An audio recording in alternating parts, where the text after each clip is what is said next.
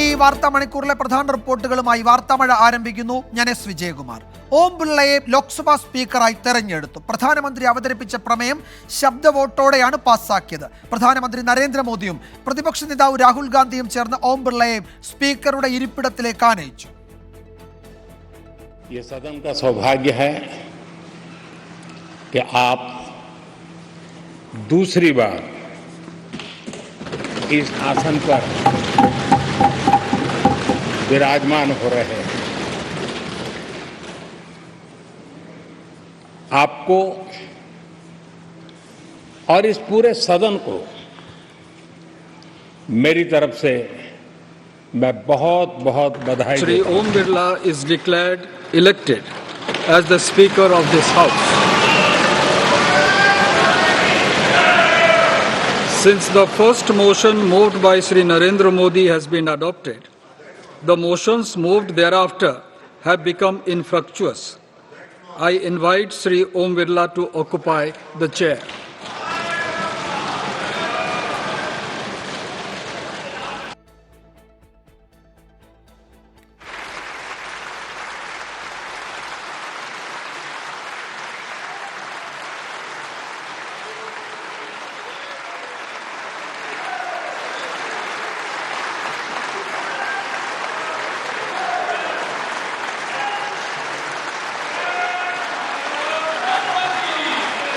आपके चेयर है, आप संभालें please.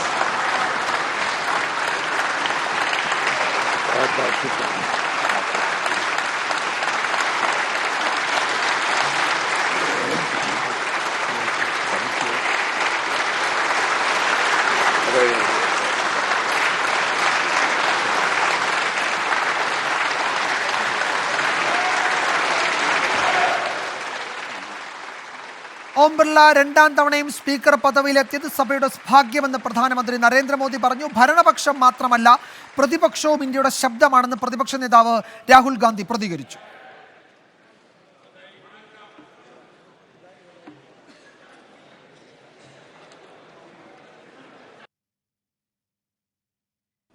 This House represents the voice of India's people.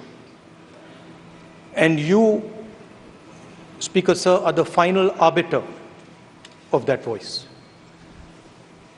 Of course, the government has political power, but the opposition also represents the voice of India's people.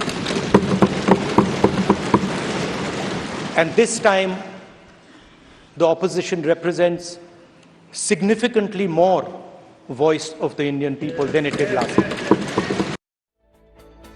R Radhakrishnan ഡൽഹിയിൽ നിന്ന് വിവരങ്ങൾ നൽകും. ആർക്കെ അപ്രതീക്ഷിതമായി ഒന്നും സംഭവിച്ചില്ല, പക്ഷേ ഒരു ഡിവിഷൻ ആവശ്യപ്പെടാൻ കഴിയുന്ന സാഹചര്യം ഉണ്ടായിരുന്നു. എന്തുകൊണ്ടാണ് പ്രതിപക്ഷം ഈ ശബ്ദ വോട്ടിന് വഴങ്ങിയത്, അവിടെ ഒരു ഡിവിഷൻ ആവശ്യപ്പെടാതിരുന്നതെന്ന ചോദ്യം ഉയരുന്നുണ്ട്.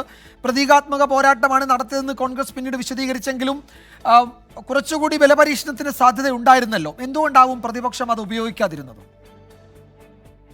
വിജയൻ സൂചിപ്പിച്ചതുപോലെ തങ്ങൾ ഉന്നയിച്ച നിലപാട്, ആ നിലപാട് പ്രതിഫലിപ്പിച്ചു എന്ന് വരുത്തി തീർക്കുക മാത്രമായിരുന്നു പ്രതിപക്ഷത്തിന്റെ ഇന്നത്തെ ലക്ഷ്യം. അതുകൊണ്ട് തന്നെ അവരൊരു ഡിവിഷൻ ആവശ്യപ്പെട്ടുകൊണ്ടുള്ള നടപടിയിലേക്ക് പോയില്ല. പകരം ശബ്ദ വോട്ടോടുകൂടി സ്പീക്കറായിട്ട് ഓം ബിർളയെ തെരഞ്ഞെടുത്തു എന്ന് പറഞ്ഞ പ്രസ്താവനയെ അവരും അംഗീകരിക്കുന്ന ഒരു സാഹചര്യമാണ് ഉണ്ടായത്. രാഷ്ട്രീയമായിട്ട് ഇന്ത്യ മുന്നണി വളരെ ശക്തമായിട്ടുള്ളൊരു സന്ദേശം സർക്കാരിന് നൽകാൻ സാധിച്ചു എന്ന സംതൃപ്തിയിലാണ് ഇപ്പോൾ ഉള്ളത്. കാരണം ആവർത്തിച്ച് സർക്കാർ ആവശ്യപ്പെട്ടിട്ടും ഐകകണ്ഠേന സ്പീക്കറിനെ തെരഞ്ഞെടുക്കാനുള്ള സാഹചര്യം ഉണ്ടാക്കണം എന്ന അഭ്യർത്ഥന അത് തള്ളിക്കളഞ്ഞുകൊണ്ടാണ് പ്രതിപക്ഷം ഇപ്പോൾ ശക്തമായിട്ടുള്ള നിലപാട് സ്വീകരിച്ചത്. ആദ്യഘട്ടങ്ങളിൽ ചില സംശയങ്ങൾ ചില പാർട്ടികളുടെ പിന്തുണയുമായി ബന്ധപ്പെട്ട് കോൺഗ്രസിൽ ഉണ്ടായിരുന്നു. തൃണമൂൽ കോൺഗ്രസിന്റെയും NCPയുടെയും ഭാഗത്ത് നിന്ന്, ശരത് പവാർ NCP വിഭാഗത്തിന്റെയും ഭാഗത്ത് നിന്ന് ഉണ്ടാകുന്ന നിലപാട് എങ്ങനെയായിരിക്കും എന്നതിനെ സംബന്ധിച്ചിട്ടുള്ള സംശയമായിരുന്നു അവർക്കുണ്ടായിരുന്നത്. അങ്ങനെയാണെങ്കിലും പ്രതിപക്ഷ നേതാവ് എന്ന നിലയിൽ പ്രവർത്തിക്കുന്ന രാഹുൽ ഗാന്ധിക്ക് ഈ ഘടകകക്ഷികളോട് സംസാരിക്കാനും ആ പിന്തുണ കോൺഗ്രസിന് ഉറപ്പാക്കാനും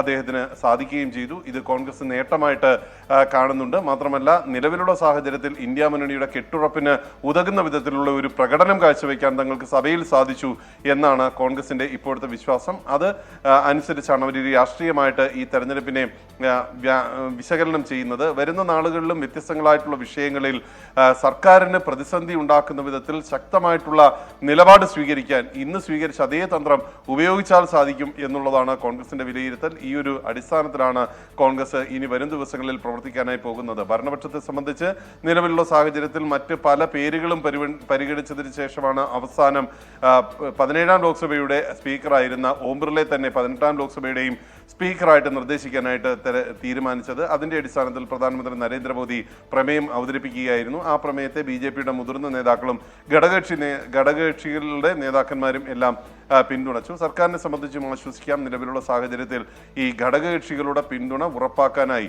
അല്ലെങ്കിൽ ഘടകകക്ഷികളെ ഉറപ്പിച്ചു നിർത്താനായി തങ്ങൾക്ക് സാധിക്കുന്നു എന്നുള്ള ഒരു വിലയിരുത്തലാണ് അവർ നടത്തുകയും ചെയ്യുന്നത്. വിജയ്.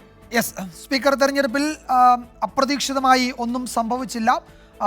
ശബ്ദ വോട്ടോടെ ഓം ബിർളയെ വീണ്ടും തെരഞ്ഞെടുത്തു. ഭരണപക്ഷം മാത്രമല്ല പ്രതിപക്ഷവും ഇന്ത്യയുടെ ശബ്ദമാണെന്ന് പ്രതിപക്ഷ നേതാവ് രാഹുൽ ഗാന്ധി പിന്നീട് വിശദീകരിക്കുകയും ചെയ്തു. ആർ രാധാകൃഷ്ണനാണ് വിവരങ്ങൾ നൽകിയത് ഡൽഹിയിൽ നിന്ന്. മറ്റൊരു പ്രധാന വാർത്തയിലേക്ക്. മദ്യനയ അഴിമതി കേസിൽ ഡൽഹി മുഖ്യമന്ത്രി അരവിന്ദ് കെജ്രിവാളിനെ CBI അറസ്റ്റ് ചെയ്തു. അറസ്റ്റിന് വിചാരണ കോടതി അനുമതി നൽകി. ജാമ്യം നിഷേധിച്ച ഹൈക്കോടതി വിധിക്കെതിരായ ഹർജി സുപ്രീം കോടതിയിൽ നിന്ന് കെജ്രിവാൾ പിൻവലിച്ചു. ആർ അച്യുതൻ ഡൽഹിയിൽ നിന്ന് വിവരങ്ങൾ നൽകും. അച്യുതൻ, CBI ഇന്ന് കോടതിയിൽ അറസ്റ്റ് വിവരം അറിയിച്ചു, കസ്റ്റഡി അപേക്ഷയും സമർപ്പിച്ചു. അരവിന്ദ് കെജ്രിവാളിനെ CBI കസ്റ്റഡിയിൽ കോടതി വിട്ടുകൊടുത്തിട്ടുണ്ടോ? എന്തായിരിക്കും ഇനി കെജ്രിവാളിന്റെ തുടർ നിയമ നടപടികൾ? വിജയകുമാർ, തിരക്കിട്ട നീക്കങ്ങളാണ് മദ്യനയ അഴിമതി കേസുമായി ബന്ധപ്പെട്ട CBI ഇപ്പോൾ നടത്തിയിരിക്കുന്നത്. കാരണം ഇന്നലെ ചോദ്യം ചെയ്യുകയും അതിനുശേഷം ഇന്ന് തന്നെ കോടതിയിൽ ഹാജരാക്കി അറസ്റ്റ് രേഖപ്പെടുത്തുകയുമാണ് ഉണ്ടായത്. മദ്യനയ രൂപീകരണത്തിൽ കേജ്രിവാളിന് എല്ലാ തീരുമാനങ്ങളും കൈക്കൊണ്ടത് കേജ്രിവാൾ ആണ് എന്ന ഒരു തീരുമാനമാണ് CBI കോടതിയെ അറിയിച്ചത്. തുടർന്ന് അറസ്റ്റ് രേഖപ്പെടുത്തുകയാണ് ഉണ്ടായത്. നിലവിലിപ്പോൾ കസ്റ്റഡിയിൽ ആവശ്യപ്പെട്ടിരിക്കുകയാണ്. വിചാരണ കോടതിയിൽ ഇതുമായി ബന്ധപ്പെട്ടിട്ടുള്ള വാദങ്ങളും പുരോഗമിക്കുന്നുണ്ട്. അതായത് സൗത്ത് ലോബി വലിയ രീതിയിലുള്ള ഒരു കൈക്കൂലി അത് ഈ മദ്യനയവുമായി ബന്ധപ്പെട്ട അരവിന്ദ് കേജ്രിവാൾ നയിക്കുന്ന സർക്കാരിന് കൈമാറിയിട്ടുണ്ട് എന്നുള്ളത് CBI അറിയിക്കുകയുണ്ടായി. എന്നാൽ പക്ഷപാതപരമായിട്ടാണ് ഏജൻസി പെരുമാറുന്നത്. തെളിവുകളുടെ അടിസ്ഥാനത്തിലല്ല കേജ്രിവാളിനെതിരെ ഇത്തരത്തിലുള്ള നടപടികൾ സ്വീകരിക്കുന്നത് എന്ന് കേജ്രിവാളിൻ്റെ അഭിഭാഷകൻ ചൂണ്ടിക്കാട്ടുകയുമുണ്ടായി. ഒപ്പം തന്നെ ഇന്ന് സുപ്രീം കോടതിയിൽ കേജ്രിവാളിൻ്റെ ഹർജി പരിഗണിക്കാനിരിക്കെയാണ് ആ ഹർജി പിൻവലിച്ചത്. അതായത് നിലവിലിപ്പോൾ CBI അറസ്റ്റ് ചെയ്ത സാഹചര്യത്തിൽ ആ ഹർജിയുമായി മുന്നോട്ട് പോയാൽ അത് കൃത്യമായി ഫലം ചെയ്യില്ല. കാരണം ഏതെങ്കിലും തരത്തിൽ കേജ്രിവാളിന് അനുകൂലമായ ഒരു ഇടപെടൽ സുപ്രീം കോടതിയിൽ നിന്ന് ലഭിച്ചാലും CBI അറസ്റ്റ് ചെയ്തിരിക്കുന്ന പശ്ചാത്തലത്തിൽ ജയിൽ മോചനം അല്ലെങ്കിൽ കേജ്രിവാളിന് പുറത്തു വരാൻ കഴിയില്ല. CBIയുടെ കേസിലും ജാമ്യം തേടേണ്ടതായിട്ടുണ്ട്. അതുകൊണ്ട് തന്നെയാണ് കേജ്രിവാളിൻ്റെ അഭിഭാഷകൻ അഭിഷേക് സിംഗ്വി അറിയിച്ചത്. ഈ പുതിയൊരു ഹർജി സുപ്രീം കോടതിയിൽ സമർപ്പിക്കും. അത് ഈ മദ്യനയ അഴിമതി കേസുമായി ബന്ധപ്പെട്ട ED CBI കേസുകളിൽ ഒരുപക്ഷെ ജാമ്യം തേടിയുള്ള ഒരു ഹർജി ആയിരിക്കും സുപ്രീം കോടതിയിൽ സമർപ്പിക്കുക. വിചാരണ കോടതി ED കേസിൽ ജാമ്യം അനുവദിച്ചെങ്കിലും അത് ഡൽഹി ഹൈക്കോടതി സ്റ്റേ ചെയ്യുകയുണ്ടായി. ആ നടപടിക്കെതിരെ സുപ്രീം കോടതി സമീപിച്ചപ്പോൾ സുപ്രീം കോടതി ഡൽഹി ഹൈക്കോടതി വിധി വരട്ടെ എന്നൊരു സമീപനമാണ് കൈക്കൊണ്ടത്. അതിനുശേഷം ഇന്നലെ ഡൽഹി ഹൈക്കോടതി വിധി വരികയും തുടർന്ന് ഇന്നായിരുന്നു കേജ്രിവാളിൻ്റെ ഹർജി സുപ്രീം കോടതി പരിഗണിക്കാനായി എടുത്തത്. അതിനിടയിൽ തന്നെയാണ് കേജ്രിവാൾ അത്തരമൊരു നീക്കവും ഇപ്പോൾ നടത്തിയിരിക്കുന്നത്. നിലവിലിപ്പോൾ വാദങ്ങൾ പുരോഗമിക്കുകയാണ്. ശക്തമായ വാദങ്ങൾ കേസുമായി ബന്ധപ്പെട്ട CBI നിരത്തുന്നുണ്ട്. എന്നാൽ പ്രതിരോധിക്കുവാനുള്ള പൂർണ്ണ ശ്രമങ്ങളും കേജ്രിവാളിന്റെ ഭാഗത്തുനിന്നും ഉണ്ടാകുന്നുണ്ട്. വിജയകുമാർ. യെസ്, തിരക്കിട്ട നീക്കങ്ങളാണ് CBIയുടെ ഭാഗത്തുനിന്നുണ്ടായത്. ഇന്നലെ വിചാരണ കോടതി ജാമ്യം നൽകിയ ഉത്തരവ് ഹൈക്കോടതി സ്റ്റേ ചെയ്തു. തൊട്ടു പിന്നാലെ CBI കെജ്രിവാളിനെ ജയിലിൽ ചോദ്യം ചെയ്യുന്നു. ഇന്ന് അറസ്റ്റ് രേഖപ്പെടുത്തിയ കാര്യം കോടതിയെ അറിയിക്കുന്നു. കസ്റ്റഡി അപേക്ഷയിൽ വാദം പുരോഗമിക്കുകയാണ്. വിശദാംശങ്ങളാണ് ഡൽഹിയിൽ നിന്ന് ആർ അച്യുതൻ നൽകിയത്. സംസ്ഥാനത്ത് കനത്ത മഴ തുടരുകയാണ്. ഇന്ന് 12 ജില്ലകളിൽ മഴ മുന്നറിയിപ്പുണ്ട്. കണ്ണൂർ, കാസർഗോഡ് ജില്ലകളിൽ ഓറഞ്ച് അലർട്ട് പ്രഖ്യാപിച്ചു. സംസ്ഥാനത്തെ നദികളിൽ കേന്ദ്ര ജല കമ്മീഷൻ പ്രളയ മുന്നറിയിപ്പ് നൽകി. പമ്പ, മണിമല, അച്ഛൻകോവിൽ, തൊടുപുഴ നദികളിലാണ് മുന്നറിയിപ്പ് നൽകിയിരിക്കുന്നത്. ഹരികൃഷ്ണൻ വിവരങ്ങൾ നൽകും തിരുവനന്തപുരത്ത് നിന്ന്. ഹരികൃഷ്ണൻ, എന്തൊക്കെയാണ് കാലാവസ്ഥാ മുന്നറിയിപ്പ്? നദികളിലെ പ്രളയസമാന സാഹചര്യം നദികളിൽ ഉണ്ട് എന്നാണോ കേന്ദ്ര ജല കമ്മീഷൻ പറയുന്നത്? വിജയകുമാർ, സംസ്ഥാനത്ത് പരക്കെ മഴയ്ക്ക് സാധ്യതയെന്നാണ് കാലാവസ്ഥാ വകുപ്പിന്റെ മുന്നറിയിപ്പ്. അടുത്ത ദിവസങ്ങളിലും ശക്തമായ മഴ തുടരാനുള്ള സാധ്യത കാലാവസ്ഥാ വകുപ്പ് പ്രവചിക്കുന്നുണ്ട്. തിരുവനന്തപുരം, കൊല്ലം ഒഴികെയുള്ള 12 ജില്ലകളിലും മഴ മുന്നറിയിപ്പ് നൽകിയിട്ടുണ്ട്. 2 ജില്ലകളിൽ ഓറഞ്ച് അലർട്ട് പ്രഖ്യാപിച്ചിട്ടുണ്ട്. കണ്ണൂർ, കാസർഗോഡ് ജില്ലകളിലാണ് ഓറഞ്ച് അലർട്ട് പ്രഖ്യാപിച്ചിട്ടുള്ളത്. പത്തനംതിട്ട, ആലപ്പുഴ, കോട്ടയം, എറണാകുളം, ഇടുക്കി, തൃശൂർ, പാലക്കാട്, മലപ്പുറം, കോഴിക്കോട്, വയനാട് ജില്ലകളിൽ യെല്ലോ അലർട്ട് ഉണ്ട്. മഴയ്ക്കൊപ്പം ശക്തമായ കാറ്റിനും ഇടിമിന്നലിനും സാധ്യതയുള്ളതിനാൽ പൊതുജനങ്ങൾ ജാഗ്രത പാലിക്കണമെന്ന് ദുരന്ത നിവാരണ അതോറിറ്റി വ്യക്തമാക്കിയിട്ടുണ്ട്. ഈ കേരള, കർണാടക, ലക്ഷദ്വീപ് തീരങ്ങളിൽ മത്സ്യബന്ധനത്തിനുള്ള വിലക്ക് അത് തുടരും. ഉയർന്ന തിരമാലയ്ക്കും കടലാക്രമണത്തിനും സാധ്യതയുള്ളതിനാൽ തീരദേശങ്ങളിൽ പ്രത്യേക ജാഗ്രതാ നിർദ്ദേശവും നൽകിയിട്ടുണ്ട് കാലാവസ്ഥാ വകുപ്പ്. വിജയകുമാർ. കേന്ദ്ര ജല കമ്മീഷൻ പ്രളയ മുന്നറിയിപ്പ് നൽകിയിരിക്കുന്നത് പമ്പ, മണിമല, അച്ചൻകോവിൽ, തൊടുപുഴ നദികളിലാണ്. ആ വിവരം കൂടി ഇപ്പോൾ വരുന്നുണ്ട്. സംസ്ഥാനത്ത് 2 ജില്ലകൾ ഒഴികെ എല്ലായിടത്തും മഴയ്ക്ക് സാധ്യതയുണ്ട് എന്നാണ് കാലാവസ്ഥാ നിരീക്ഷണ കേന്ദ്രം അറിയിക്കുന്നത്. ഇപ്പോൾ വരുന്ന ഒരു റിപ്പോർട്ടിലേക്ക്. പാർട്ടി വിട്ട ഡിവൈഎഫ്ഐ നേതാവ് മനു തോമസിനെതിരെ പി ജയരാജൻ. മാധ്യമങ്ങളുടെ CPM വിരുദ്ധതയാണ് മനുവിന് പോരാളി പരിവേഷം നൽകുന്നത്. തനിക്കെതിരെ തെറ്റായ ആരോപണം ഉന്നയിച്ചു. ഇക്കാര്യത്തിൽ നിയമ നടപടി സ്വീകരിക്കുമെന്നും പി ജയരാജൻ പറഞ്ഞു. സജോ ദേവസ്യ വിവരങ്ങൾ നൽകും കണ്ണൂരിൽ നിന്ന്. സജോ, കഴിഞ്ഞ 2 ദിവസമായി ഈ പരാമർശങ്ങൾ, അല്ലെങ്കിൽ ഈ മനു തോമസ് പറയുന്ന ചില പരാമർശങ്ങൾ, അദ്ദേഹം എഴുതിയ കത്തൊക്കെ വലിയ ചർച്ചയാകുന്നുണ്ട്. ഈ പശ്ചാത്തലത്തിലാണോ പി ജയരാജൻ ഇപ്പോൾ ചില വിമർശനങ്ങൾ ഉന്നയിക്കുന്നത്? എന്തൊക്കെയാണ് വിശദാംശങ്ങൾ? വിജയകുമാർ, സ്വർണ്ണക്കടത്ത് കൊട്ടേഷൻ സംഘങ്ങൾ സൈബർ പോരാളികളായി വിലസിയിരുന്നു. അവർക്ക് പി ജയരാജന്റെ ആശീർവാദം ലഭിച്ചിരുന്നു എന്നൊരു പരാമർശം മനു തോമസിന്റെ ഭാഗത്തു നിന്നുണ്ടായിരുന്നു. അദ്ദേഹം പാർട്ടി വിട്ടതിന് ശേഷം നൽകിയ അഭിമുഖത്തിൽ ഈ പരാമർശത്തിനെതിരെയാണ് CPIM സംസ്ഥാന സമിതി അംഗവും മുൻ കണ്ണൂർ ജില്ലാ സെക്രട്ടറിയുമായ പി ജയരാജൻ ഒരു വിപ്ലവകാരിയുടെ പതനം വലതുപക്ഷ മാധ്യമങ്ങൾ വലിയ തോതിൽ ആഘോഷിക്കുകയാണ്. അത് CPIM വിരുദ്ധത മാത്രമാണ്. പാർട്ടി വിട്ട ആളെ കൊണ്ട് എന്തെങ്കിലും പറയിപ്പിക്കാൻ ുള്ള ശ്രമമാണ് മാധ്യമങ്ങൾ നടത്തുന്നത്. മനു പാർട്ടിക്ക് വേണ്ടി പ്രവർത്തിച്ചിട്ടുണ്ട്. പക്ഷേ ഇപ്പോൾ അനീതിക്കെതിരായ പോരാളി എന്ന പരിവേഷം മാധ്യമങ്ങൾ നൽകുന്നതിന്റെ പിന്നിൽ എന്താണ് എന്നത് പരിശോധിക്കേണ്ടതാണ്. CPM-ൽ നിന്ന് പുറത്തുപോയി എന്നൊരു കാരണം മാത്രമേ ഉള്ളൂ. അത്തരം ഒരാളെ ഉപയോഗിച്ച് പാർട്ടിക്കെതിരെ പറയിപ്പിക്കാൻ ശ്രമിക്കുകയാണ്. തനിക്കെതിരായും ഒരു പരാമർശം നടത്തി. അതിനെതിരെ അത് പൊതുപ്രവർത്തകനായി തന്നെ പൊതുജന മധ്യത്തിൽ താറടിച്ചു കാണിക്കാനുള്ള ശ്രമമാണ്. ഇതിനെതിരെ നിയമ നടപടി സ്വീകരിക്കണം. കഴിഞ്ഞ 15 മാസമായി പാർട്ടി പ്രവർത്തനം നടത്തുന്നില്ല, വീട്ടിലിരിക്കുകയായിരുന്നു മനു തോമസ്. ലോക്സഭാ തിരഞ്ഞെടുപ്പിലും പാർട്ടിക്ക് വേണ്ടി എന്തെങ്കിലും പ്രവർത്തനം നടത്തിയില്ല. അത്തരം ഒരാൾ സ്വർണ്ണക്കടത്ത് കൊട്ടേഷൻ സംഘത്തിനെതിരെ പോരാടുകയായിരുന്നു എന്ന അവകാശവാദം ഉന്നയിക്കുന്നത് കബളിപ്പിക്കാനുള്ള ശ്രമമാണ്. പാർട്ടിയിലെ ആരെങ്കിലും ലക്ഷ്യം വെച്ച് ബോധപൂർവമായ തെറ്റായ ആരോപണങ്ങൾ ഉന്നയിച്ചാൽ അതിനെ പിന്തുണയ്ക്കാൻ, അത് മിണ്ടാതെ നിൽക്കാൻ പാർട്ടിയെ കിട്ടില്ല. അങ്ങനെ അതേസമയം പാർട്ടിക്ക് ലഭിക്കുന്ന അനുഭാവികളുടെ പരാതികളെല്ലാം അന്വേഷിച്ച് നടപടിയെടുക്കുന്ന പാരമ്പര്യമാണ് കണ്ണൂരിലെ പാർട്ടിക്കുള്ളത് എന്നതാണ് വാദിക്കാനുള്ള ശ്രമം. അതായത് M ഷാജറിന് സ്വർണ്ണക്കടത്ത് കൊട്ടേഷൻ സംഘങ്ങളുമായി ബന്ധമുണ്ട്, തനിക്കെതിരെ ഗൂഢാലോചന നടത്തി ഇതേ സംഘത്തെ ഉപയോഗിച്ച് മനു തോമസിനെതിരെ പ്രവർത്തിച്ചു എന്നതായിരുന്നു മനുവിന്റെ പരാതി. അത് ആദ്യം ജില്ലാ കമ്മിറ്റി തന്നെ പരിശോധിച്ച് പിന്നീട് ജില്ലാ കമ്മിറ്റി നിയോഗിച്ച അന്വേഷണ കമ്മീഷൻ പക്ഷേ ഇത്തരം കാര്യങ്ങളിൽ ഇതിൽ സജോ, ഈ മനു തോമസ് പാർട്ടി സംസ്ഥാന സെക്രട്ടറിക്ക് നേരത്തെ എഴുതിയ ഒരു കത്ത് പുറത്തു വന്നിട്ടുണ്ടല്ലോ. അതിലെ പരാമർശങ്ങൾ വളരെ ഗൗരവമുള്ളതാണല്ലോ. ആ നിലയ്ക്കുള്ള ചർച്ചകളും നടക്കുന്നുണ്ടല്ലോ രാഷ്ട്രീയ കേന്ദ്രങ്ങളിൽ. അപ്പോൾ അതിനെപ്പറ്റി പി ജയരാജൻ എന്തെങ്കിലും പറയുന്നുണ്ടോ ഈ ഫേസ്ബുക്ക് പോസ്റ്റിൽ? അതായത് മനുവിനെ കുറ്റപ്പെടുത്താൻ വേണ്ടി അദ്ദേഹത്തിന്റെ സംരംഭങ്ങളെ പരാമർശിക്കുകയാണ്.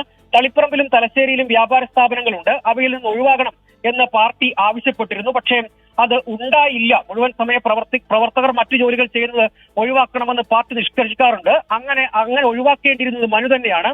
മനുവാണ് തെറ്റുതിരുത്തേണ്ടത്. അതുകൊണ്ട് ഇനിയും പ്രസ്ഥാനത്തെ കരിവാരി തേക്കാനുള്ള പ്രവർത്തനങ്ങൾ മനു നടത്തരുത്, അതിൽ നിന്ന് മനു പിന്മാറും എന്ന് കരുതുന്നതായും പരാമർശിച്ചുകൊണ്ടാണ് പി ജയരാജൻ ഫേസ്ബുക്കിൽ വിശദമായ ഒരു കുറിപ്പ് മനു തോമസിനെതിരെ പങ്കുവച്ചിരിക്കുന്നത്. കണ്ണൂരിലെ പാർട്ടിയെ തെല്ലൊന്നുമല്ല മനു തോമസിന്റെ തുറന്നു പറച്ചിൽ കുരുക്കിലാക്കിയിരിക്കുന്നത്, അല്ലെങ്കിൽ പ്രതിരോധത്തിലാക്കിയിരിക്കുന്നത് എന്താണ്? ഈ പരാതിക്ക് പിന്നാലെയാണ് ആദ്യം ജില്ലാ കമ്മിറ്റിയിൽ പരാതി നൽകി 1 വർഷത്തോളം ആ പരാതി പൂഴ്ത്തി എന്നതാണ് മനുവിന്റെ പരാതി. അതിനുശേഷം കമ്മീഷനെ നിയോഗിച്ചു. പക്ഷേ വളരെ വിചിത്രമായ കണ്ടെത്തലോടുകൂടി ആ റിപ്പോർട്ട് സമർപ്പിക്കപ്പെട്ടു എന്നതാണ് മനു പിന്നീട് മാധ്യമങ്ങളോട് പറഞ്ഞത്. അതായത് ഇക്കാര്യത്തിൽ ശ്രദ്ധക്കുറവുണ്ടായി. അതായത് സ്വർണ്ണക്കടത്ത് കൊട്ടേഷൻ സംഘങ്ങളുമായുള്ള ബന്ധം എന്നതായിരുന്നു ആരോപണം. അത്രയും ഗുരുതരമായ ആരോപണത്തിൽ പരാമർശം ശ്രദ്ധക്കുറവുണ്ടായി, അല്ലെങ്കിൽ ശ്രദ്ധിക്കണം എന്ന പരാമർശത്തോടു കൂടി ആ റിപ്പോർട്ട് സമർപ്പിക്കപ്പെടുകയാണ് ചെയ്തത്. അത്രയും രാഘവത്തോടെ മാത്രം ആ വിഷയത്തെ സമീപിച്ചു എന്നതായിരുന്നു പ്രധാനപ്പെട്ട മനുവിന്റെ ആരോപണം. അതിന് പിന്നാലെ ഷാജറിന് യുവജന കമ്മീഷൻ ചെയർമാൻ സ്ഥാനവും കൂടി ലഭ്യമായി. പിന്നാലെയാണ് മനു പാർട്ടി വിട്ടത്.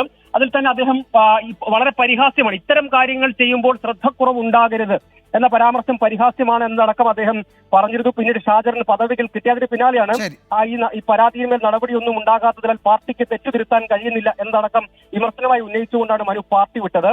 അതാണ് വലിയ തോതിൽ പാർട്ടിയെ പ്രതിരോധത്തിലാക്കുന്നതും ചർച്ചയാക്കുന്നതും. ഇതേ വിഷയം സംസ്ഥാന സെക്രട്ടറിക്ക് അടക്കം പിന്നീട് പരാതിയായി മനു നൽകിയിരുന്നു. പക്ഷെ നടപടിയൊന്നും ഉണ്ടായില്ല. ശരി സജോ, മനു തോമസ് മാധ്യമങ്ങളിലൂടെ നടത്തിയ ചില വിമർശനങ്ങൾ, ചില ആരോപണങ്ങൾ, ഒപ്പം സംസ്ഥാന സെക്രട്ടറിക്ക് അയച്ച കത്ത്, അതിലെ ചില പരാമർശങ്ങളൊക്കെ വലിയ ചർച്ചയാകുന്നതിനിടെയാണ് പി ജയരാജൻ പ്രതികരണവുമായി രംഗത്ത് വരുന്നത്. തനിക്കെതിരെ തെറ്റായ ആരോപണമാണ് ഉന്നയിച്ചത്, ഇക്കാര്യത്തിൽ നിയമ നടപടി സ്വീകരിക്കും എന്നാണ് പി ജയരാജൻ ഫേസ്ബുക്ക് പോസ്റ്റിൽ പറഞ്ഞത്. സജോ ദേവസ്യാണ് വിവരങ്ങൾ നൽകിയത് കണ്ണൂരിൽ നിന്ന്. ജമ്മു കാശ്മീരിൽ ഏറ്റുമുട്ടൽ. ഡോഡ ജില്ലയിലാണ് സുരക്ഷാ സേനയും ഭീകരരും തമ്മിൽ ഏറ്റുമുട്ടൽ നടക്കുന്നത്. നിതിൻ അംബുജൻ വിവരങ്ങൾ നൽകും ഡൽഹിയിൽ നിന്ന്. നിതിൻ, കഴിഞ്ഞ ഏതാണ്ട് 1-2 ആഴ്ചയായി വിവിധ മേഖലകളിൽ, ജമ്മു കാശ്മീരിലെ വിവിധ മേഖലകളിൽ ഭീകരവിരുദ്ധ നീക്കം നടക്കുന്നുണ്ട്. എന്താണ് ഏറ്റവും പുതിയ വിവരങ്ങൾ? വിജുമാർ, ഇന്ന് രാവിലെ 9:50 ധോഡ ജില്ലയിലെ ഗണ്ടോ ഗ്രാമത്തിൽ സുരക്ഷാ സേനയും ഭീകരരും തമ്മിൽ ഏറ്റുമുട്ടൽ ആരംഭിച്ചത്. നിലവിൽ ഇപ്പോഴും മേഖലയിൽ ഏറ്റുമുട്ടൽ തുടരുന്നുണ്ട്. ഏതാണ്ട് 2 ഭീകരരെ വധിച്ചെന്നുള്ള ചില റിപ്പോർട്ടുകൾ വരുന്നുണ്ട്. പക്ഷേ ഇതുവരെ സൈന്യം ഇതുമായി ബന്ധപ്പെട്ട് ഔദ്യോഗികമായി തന്നെ ഒരു സ്ഥിരീകരണം നൽകിയിട്ടില്ല. നേരത്തെ വിജുമാർ സൂചിപ്പിച്ചപ്പോൾ തന്നെ ഈ ധോഡ ജില്ലയിൽ ഈ കഴിഞ്ഞ ജൂൺ 11, 12 തീയതികളിൽ ഭീകരരുടെ ഭാഗത്തും ആക്രമണം ഉണ്ടായിരുന്നു. അതിനുശേഷം ഭീകരവിരുദ്ധ നടപടി ശക്തമാക്കിയിരുന്നു. ജമ്മുവിലെ വിവിധ ഇടങ്ങളിൽ ഇത്തരത്തിൽ ഭീകരവിരുദ്ധ നടപടി ശക്തമാക്കുന്നതിന്റെ ഭാഗമായി വ്യാപകമായി തെരച്ചിലും പരിശോധനയും ജമ്മുവിൽ തുടരുന്നതിനിടെയാണ് ഇന്ന് രാവിലെ വീണ്ടും ധോഡ ജില്ലയിലെ ഗണ്ടോ മേഖലയിൽ ഇത്തരത്തിൽ ഇപ്പോൾ ഏറ്റുമുട്ടൽ ആരംഭിച്ചിരിക്കുന്നത്. ശക്തമായ രീതിയിൽ തന്നെ സൈന്യം ഇപ്പോൾ തിരിച്ചടിക്കുന്നുണ്ട്. എന്തായാലും കൂടുതൽ ഭീകരർ ഈ മേഖലയിൽ ഉണ്ടെന്ന ഒരു വിവരത്തിന്റെ അടിസ്ഥാനത്തിൽ നടത്തിയ തെരച്ചിലാണ് 2 ഭീകരരെ വധിച്ചതായി ചില റിപ്പോർട്ടുകൾ വരുന്നു. വൈകാതെ തന്നെ അതുമായി ബന്ധപ്പെട്ട ചില സ്ഥിരീകരണം എന്തായാലും സുരക്ഷാ സേന അധികൃതർ നൽകും. എന്തായാലും നിലവിൽ ഇപ്പോൾ മേഖലയിൽ ഏറ്റുമുട്ടൽ തുടരുന്നു എന്നാണ് മനസ്സിലാക്കുന്നത്. വിജയകുമാർ, ഡോഡ ജില്ലയിലാണ് സുരക്ഷാ സേനയും ഭീകരരും തമ്മിൽ ഏറ്റുമുട്ടൽ നടക്കുന്നത്. ഔദ്യോഗിക വിശദീകരണം വരാനിരിക്കുന്നതേ ഉള്ളൂ. നിതിൻ അംബുജനാണ് വിവരങ്ങൾ നൽകിയത് ഡൽഹിയിൽ നിന്ന്. വയനാട് മക്കിമലയിൽ കണ്ടെത്തിയ കുഴി ബോംബ് നിർവീര്യമാക്കി. കൂടുതൽ കുഴി ബോംബുകൾ സ്ഥാപിച്ചിട്ടുണ്ടോ എന്നറിയാൻ ബോംബ് സ്ക്വാഡ് സ്ഥലത്ത് പരിശോധന നടത്തുകയാണ്. വനമേഖലയിൽ അസാധാരണ വസ്തുക്കൾ കുഴിച്ചിട്ട നിലയിൽ കണ്ടുവെന്ന് ദൃക്സാക്ഷിയായ വനം വകുപ്പ് വാച്ചർ ബാലചന്ദ്രൻ പറഞ്ഞു. 30 മീറ്ററോളം നീളമുള്ള വയറാണ് ശ്രദ്ധയിൽപ്പെട്ടതെന്ന് അദ്ദേഹം കൂട്ടിച്ചേർത്തു. പിന്നെ വയർ മണ്ണിൻ്റെ അടിയിൽ കൂടെ ഒരു 30 മീറ്ററോളം ഉള്ളോട്ട് വയറിങ്ങനെ പോയിന്. ഒരു പ്ലാസ്റ്റിക് കവറിൽ പാക്ക് ചെയ്ത് വെച്ച പോലെ അതിൻ്റെ എൻഡ് അതിലേക്ക് ഇട്ട് വെച്ചിന്. മണ്ണ് വെറുതെ ഇങ്ങനെ തോണ്ടി നോക്കുമ്പോൾ അവിടെ ഒരു കുഴിയും അതിൻ്റെ മുകളിലൊരു കവറ് പൊതിഞ്ഞിട്ട് കാണുന്നുണ്ട്. വെടിമരുന്നിൻ്റെയും മറ്റേ ആണിയും അത് കുറേ സാധനങ്ങളുണ്ട്. ഒരു 4-5 പാക്കറ്റ് പോലത്തെ ഒരു സംഭവം അവിടെ ഇങ്ങനെ ഒരു സൈഡിൽ വലിച്ചെറിഞ്ഞ പോലെ പൊട്ടിയ രീതിയിലുള്ള ഒരു സംഭവം അവിടെയും കാണുന്നുണ്ട്.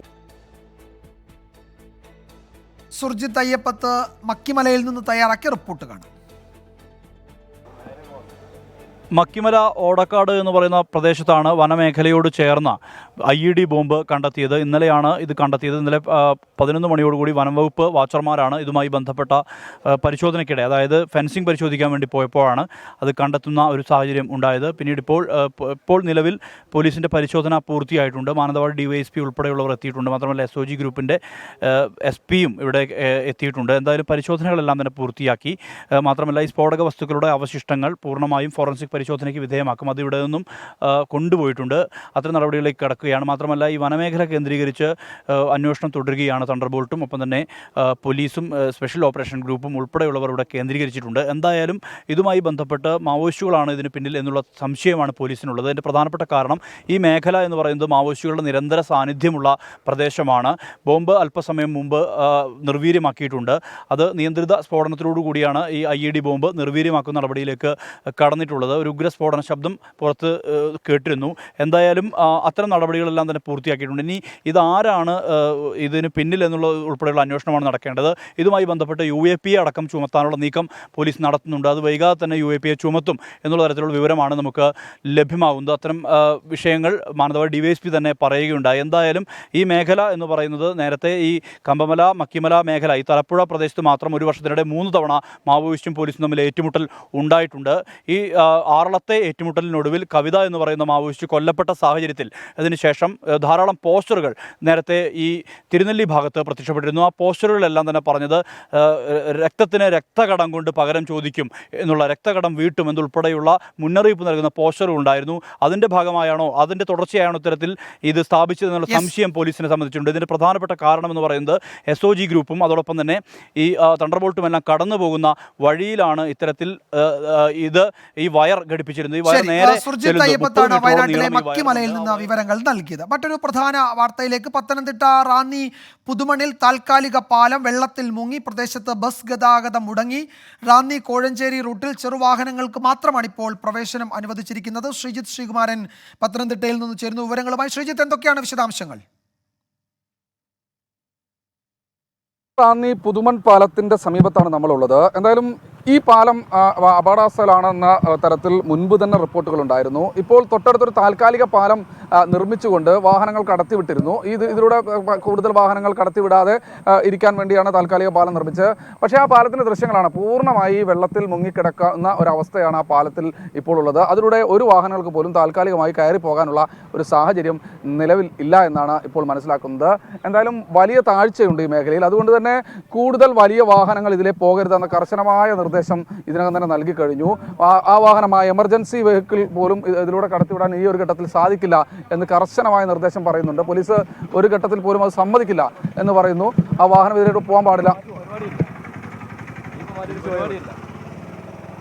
ആ വാഹനത്തിനോട് പോലും തിരിച്ചു പോകാനാണ് പറയുന്നത് കേട്ടോ. കൂടുതൽ പോലീസ് ഇവിടേക്ക് എത്തിച്ചേരുകയാണ്. അവരെല്ലാം തന്നെ പറയുന്നത് ഒരു കാരണവശാൽ ഈ പാലം അപകടാവസ്ഥയിലാണ്, കൂടുതൽ വലിയ വാഹനങ്ങൾ കയറ്റി കഴിഞ്ഞാൽ വലിയ ബുദ്ധിമുട്ടിലേക്ക് കാര്യങ്ങൾ പോകുമെന്ന കർശനമായ നിർദ്ദേശം അവർക്ക് മേലധികാരികളുടെ ഭാഗത്തുനിന്നുണ്ട്. അതുകൊണ്ട് പൊതുമരാമത്തിൻ്റെ ഭാഗത്തുനിന്നടക്കം ലഭിച്ച നിർദ്ദേശത്തിൻ്റെ അടിസ്ഥാനത്തിലാണ് ഇത്തരത്തിൽ തങ്ങൾ ഇവിടെ വാഹനങ്ങൾ തടയുന്നതെന്നാണ് അവർ പറയുന്നത്.